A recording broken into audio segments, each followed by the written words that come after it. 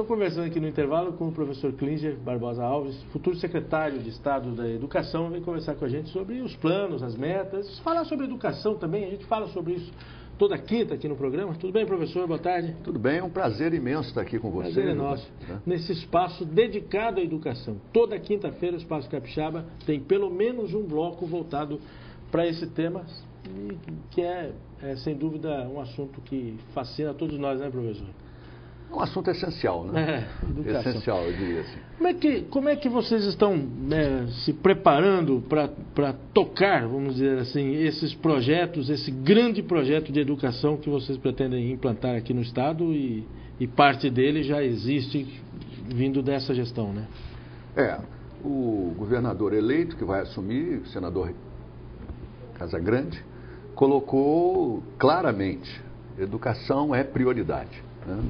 No programa dele, nas conversas que tivemos, e essa é uma prioridade permanente, né? Eu acho que a sociedade brasileira e aqui do Espírito Santo caiu a ficha a respeito do que significa educação, né? E é um processo contínuo, né? A SEDU, como responsável legal por algumas áreas de educação, ensino médio, por exemplo, né? Isso é uma atribuição legal dela, ela tem essa responsabilidade imensa no Estado inteiro, né? A isso está se juntando a necessidade de se tocar um ensino profissionalizante, né? Um ensino profissional. Além disso, o apoio às atividades de educação dos municípios, né? Num trabalho integrado. Quer dizer, a educação ela abrange, digamos, na educação formal escolar, você tem uma cadeia de atores que vão desde a Universidade Federal, o IFES, as instituições privadas e as atribuições estaduais e municipais. Agora, quando você fala em educação de forma ampla, você inclui aí as organizações sociais, as igrejas e a família do aluno. Sem dúvida. Então, a educação tem esses aspectos que fazem com que ela seja essencial para o desenvolvimento, né? No âmbito macro. Você não consegue imaginar um Estado desenvolvido sem um povo educado. E, ao mesmo tempo, na repercussão disso na vida do indivíduo, né? Da pessoa. Agora, me parece que esse é um dos principais desafios aqui no Espírito Santo. Uma coisa que o senhor tem dito é que a educação não pode parar de avançar nunca, não pode, as melhorias em educação, os investimentos, é uma coisa ininterrupta.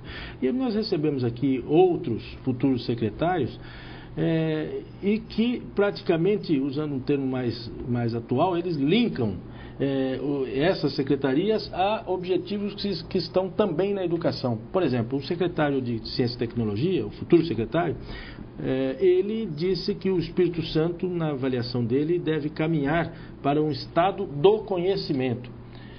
E aí eu falei, bom, então significa que vocês vão buscar uma articulação cada vez melhor com a educação. E eu quero saber a sua opinião a respeito disso. Eu acho que uma avaliação do trabalho do governo atual, né, do governador Paulo Artung, do secretário Haroldo, é extremamente positivo, né? Em todos os aspectos, na área de educação e na área de ciência e tecnologia. O professor Jadir, que vai assumir essa área, ele também tem essa consciência, né, da importância do conhecimento, né, não diria nem importância, o conhecimento hoje é essencial, né? Agora, isso começa com a educação do menino e da menina lá embaixo, né? Então não adianta você pensar também, vou fazer um desenvolvimento científico avançado lá na pós-graduação, de onde é que vêm as pessoas que vão tocar isso? Então, veja, é um processo contínuo, de formação, é um processo ininterrupto e cujo amadurecimento se dá num prazo longo. Isso. Quer dizer, você começa hoje a formar um garoto, 6 anos, 7 anos, 8 anos, etc., essas crianças, para você ter no futuro pessoas habilitadas a tocar esse desafio do conhecimento internacional de hoje. E se você imagina inserir o Espírito Santo nesse processo de desenvolvimento, um Estado civilizado, não é? Com a economia desenvolvida, com a vida feliz, isso tem que começar agora no ensino infantil, não é? Então, o governador Renato tem uma consciência muito clara disso, não é? Da importância desse setor.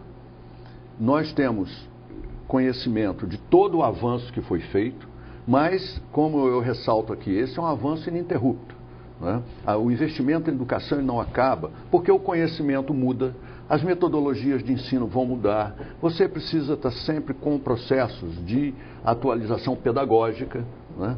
De construção de novos laboratórios, são os investimentos nas bibliotecas, os recursos de informática, ou seja, é um investimento que não para. Ele tem que ser feito com critério, evidentemente, é um recurso público que está envolvido, abrange o Estado inteiro.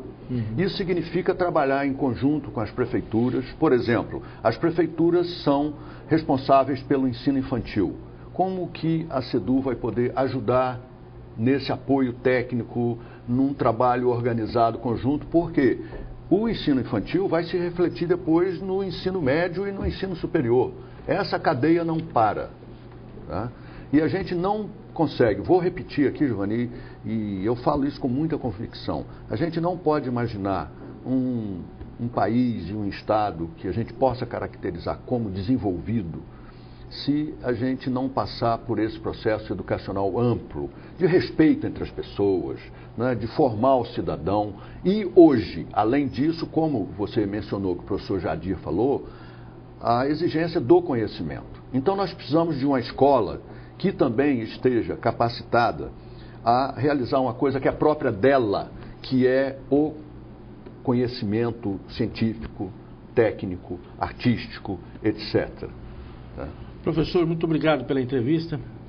Foi bom recebê-lo aqui e nós esperamos que o senhor seja uma presença permanente nas quintas-feiras aqui na TV Capixaba, no Espaço Capixaba, que dedica esse espaço à educação sempre.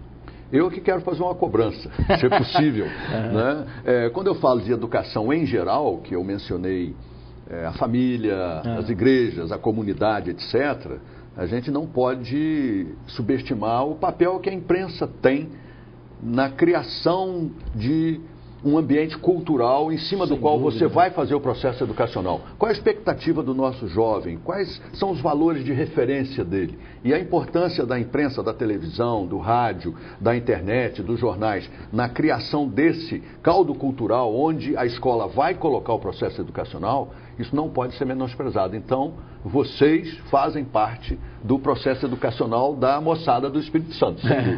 Estamos muito longe de começar a cumprir nosso papel, mas vamos tentar caminhar. Muito obrigado pela presença, professor. Foi um prazer, estaremos à disposição, Giovanni. É um prazer para nós.